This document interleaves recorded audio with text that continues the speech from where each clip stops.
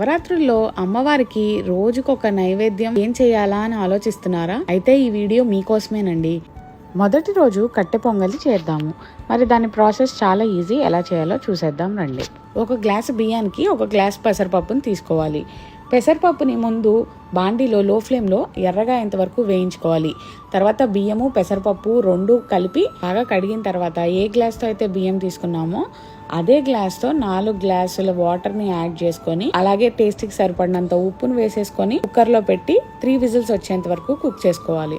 ఈలోపు ఒక గిన్నెలో వాటర్ ని మరిగించి పక్కన పెట్టుకోవాలి. నేను ఇక్కడ ఏ గ్లాస్ తో అయితే బియ్యం తీసుకున్నానో అదే గ్లాస్ తో 3 గ్లాసుల నీళ్లు తీసుకున్నాను. 3 విజిల్స్ వచ్చేసిన తర్వాత ఇప్పుడు మరిగించుకున్న వాటర్ ని మనకు నచ్చిన కన్సిస్టెన్సీ ప్రకారం చూసుకుంటూ కలుపుకోవాలి.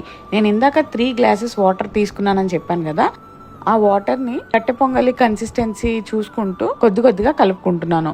ఒకవేళ మీరు మరీ జారుగా ఇష్టపడితే కొంచెం వాటర్ ఎక్కువే యాడ్ చేసుకోండి. నీళ్లు యాడ్ చేసిన తర్వాత బాండీలోకి కట్టు పొంగల్ మొత్తంని ట్రాన్స్ఫర్ చేసుకొని ఒక 2 నిమిషాలు ఉడకనివ్వండి. ఈలోపు వేరే బాండీలో కొద్దిగా నెయ్యి వేసుకొని అందులో మిరియాలు, జీలకర్ర, జీడిపప్పు, పచ్చిమిరపకాయలు, అలానే కరివేపాకు, ఇంగువ ఇవన్నీ వేసుకొని ఎర్రగా వేయించుకోవాలి. నెయ్యి ఎంత వేసుకుంటే టేస్ట్ అంత బాగా వస్తుంది. ఇలా వేయించుకున్న తర్వాత దీన్ని మనం ఉడికించుకుంటున్న పొంగల్లో వేసేసుకుంటే కట్టె పొంగల్ రెడీ అయిపోయినట్టే అండి. చేయడం చాలా ఈజీ, ఎవరైనా చేసేయచ్చు. మరి మీరు కూడా ఫస్ట్ డే నవరాత్రిలో కట్టె పొంగల్ని చేసి అమ్మవారికి నైవేద్యం పెట్టేసేయండి. అలానే నెక్స్ట్ డే ఏం చేసామో నెక్స్ట్ వీడియోలో చూద్దాము. అంతవరకు బాయ్ బాయ్. వీడియో నచ్చితే మన ఛానల్ ని ఫాలో చేయండి.